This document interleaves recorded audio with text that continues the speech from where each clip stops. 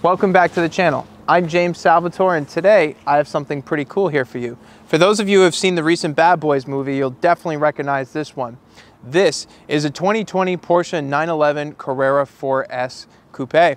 And in today's video, I'm going to be sharing some facts you need to know about it, and then I'm going to go take it out for a drive and see how it does. But before we get into the video, be sure to smash that like button for the YouTube algorithm because it really helps us small creators get our videos promoted. And be sure to subscribe and turn on the bell notification so you don't miss out on my future content. On the channel, I typically do new car reviews, new car comparisons, classics, exotics. So if that sounds like your thing, be sure to stick around. And with that said, I'm going to leave you with some beauty shots.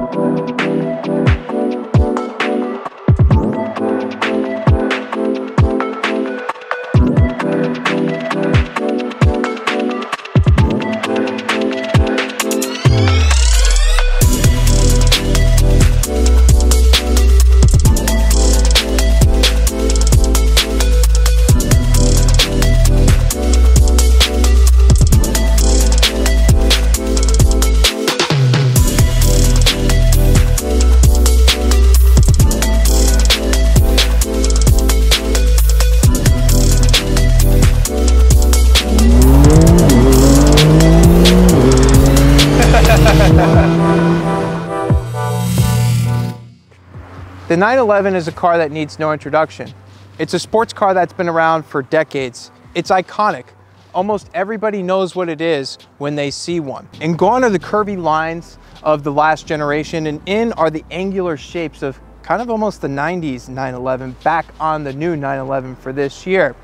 Now, it's more of an evolution than a revolution with this, and that's not a bad thing because it keeps the 911 fresh. And what's unique about this car is this is a car that you could take to the track, you could daily drive year round because it has all-wheel drive, and I mean it's comfortable enough to go cross country in.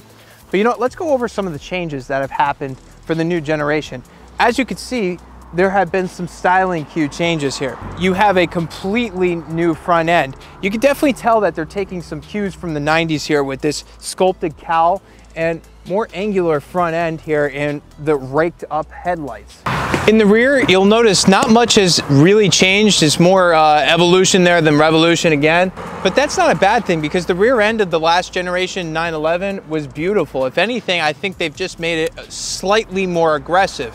And when it comes to performance, you can expect to find the familiar 3-liter twin turbocharged Boxer flat 6 engine in the rear, putting out 443 horsepower and 390 foot-pounds of torque, all mated to either your choice of a dual clutch PDK transmission or a 6-speed manual, which makes this car good for 0 to 60 in just 3.2 seconds, provided that you spec this car with the Sport Chrono package. Now, I know to the average enthusiast that doesn't sound like a lot of power, but this car doesn't really make sense completely. Not really, not on paper. You have to drive it to understand what this car truly is. But let's take a look at the inside and see what's changed on the inside next. And on the inside, I think Porsche has done a very nice job at modernizing the 911, but not taking away from its heritage. You can see that you still have the traditional analog tachometer, which has been known to always be in the center for decades at this point, and I'm happy they didn't get rid of that. And then on the side, you'll notice that you have Porsche's newer configurable displays that, you know, are pretty much in every Porsche model at this point. You could see that you could go through things like your all-wheel drive distribution, tire pressures, vehicle settings, and you can have your maps displayed right on the side. And the left side is just as customizable as the right. And when it comes to the infotainment system, Porsche has put in their latest Connect system, and it's greatly improved over the last generation system. As you can see now, we have Google Maps as the navigation software, and you have a nice fluid multi-touch display here where you could change, you know, you can have your maps displayed various amount of ways. You can have the satellite map or just the traditional map. And then you also have wireless Apple CarPlay and Android Auto as standard now, which is extremely useful, especially as these systems age. But enough talking about this thing. Let's get it out on the road and see how it drives most importantly. Getting into this car is when you fully start to understand what this thing is about. You know, as I said earlier, when you see the numbers on paper with these cars, it doesn't always make sense to you, especially if you've never experienced a 911 before. You know, for most of you, you'll see the price tag, you'll see the performance figures and be like, oh, well, that doesn't really make much sense, or that's not really too impressive. But when you get into this thing and you drive it and you feel how, you know, quality this car is built, you know, it feels so solid, and everything about this feels like the luxury experience that this price point suggests that it is. All right, guys, let's get a little acceleration in, shall we?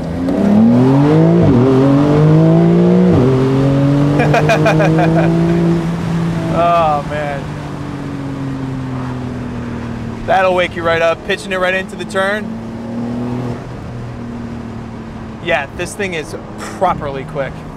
And for those of you who are coming from the older generations of the 911, you know, say the 99.1 generation where you had the naturally aspirated Carreras, you now have the twin turbochargers.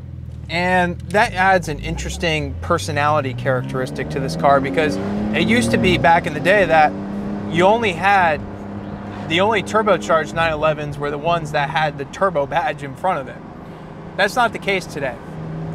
And that's not a bad thing, because I feel like they have done a very good job at retaining the sound of a naturally aspirated 911, even though they've added the turbochargers.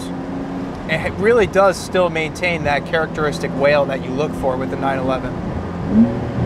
I mean, just take a listen to that.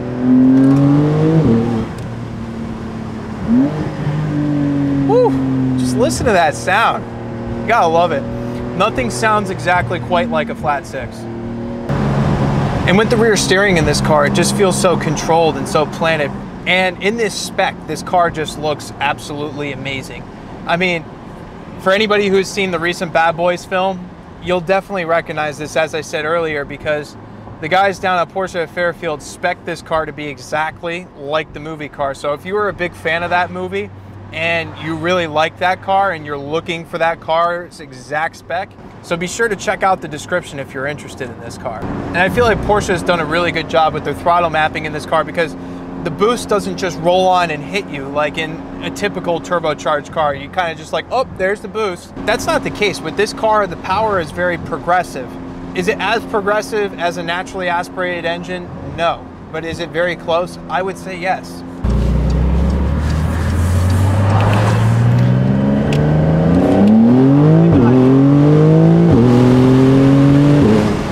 As you can see, it puts a smile on your face right away.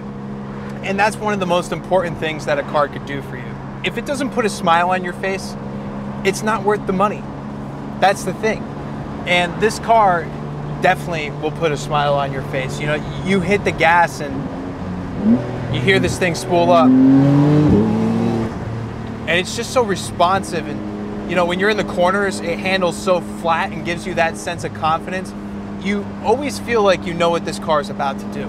When it comes to build quality, this car is spot on, guys. I mean, everything in here feels high end. Nothing about this car feels like they cut a corner or cheaped out in this interior.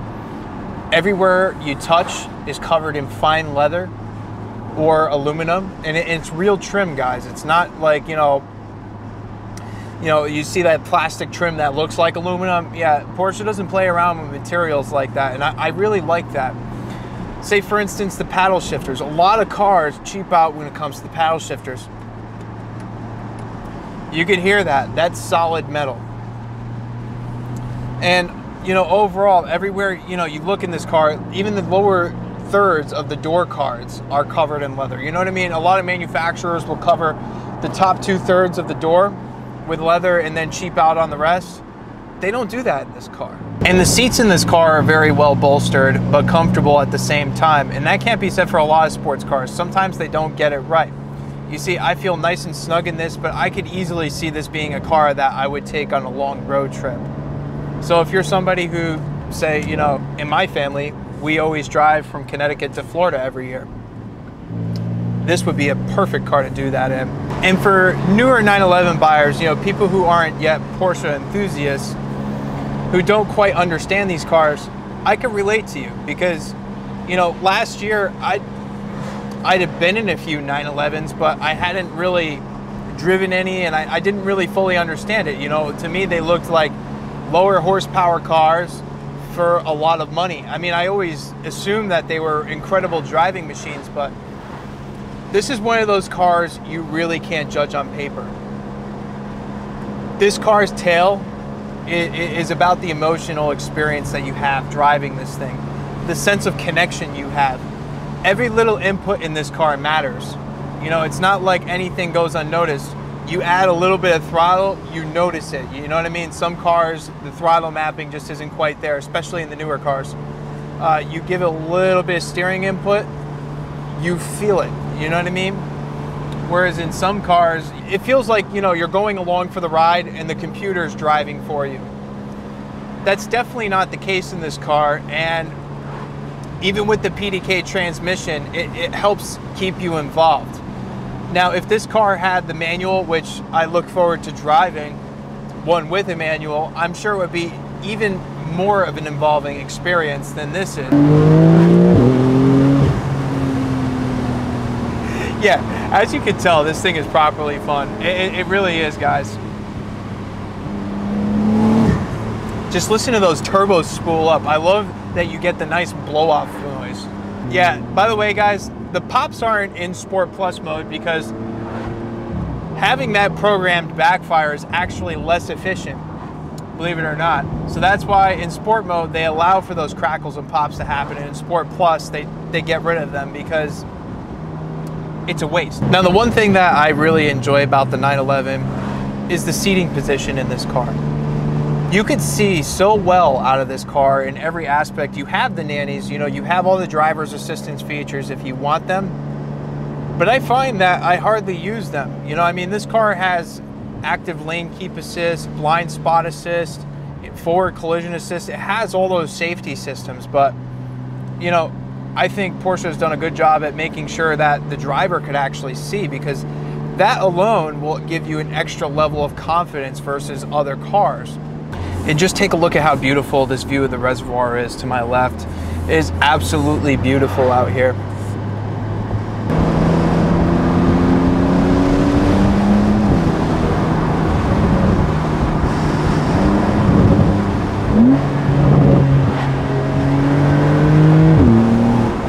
Overall, I recommend the Carrera for us for those of you who are looking for a very well-rounded sports car experience.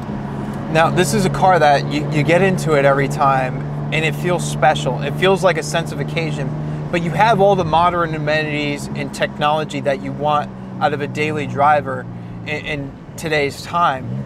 And this car can fulfill so many different roles, all equally as well. It's incredible. I mean, you know, if you want this to be a comfortable daily driver, it's a comfortable daily driver. You know, you throw it in normal mode and it quiets right down and it's very comfortable.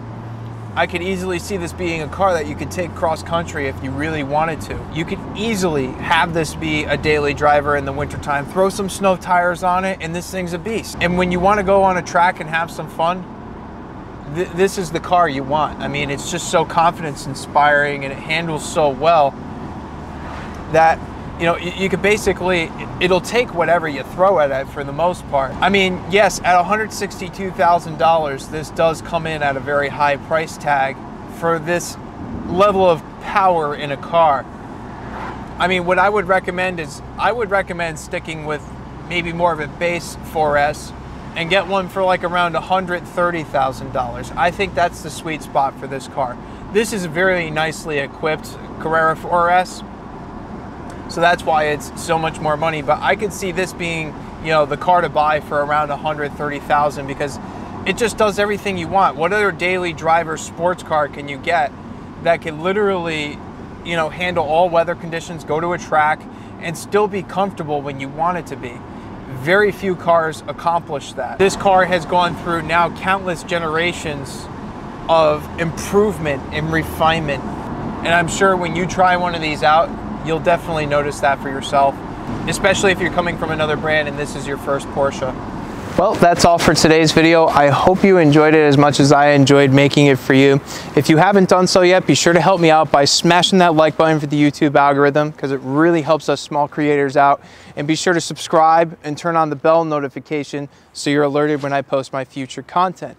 Before we go though, I'd like to say a special thanks to my friends down at Porsche of Fairfield, Connecticut for making this review possible.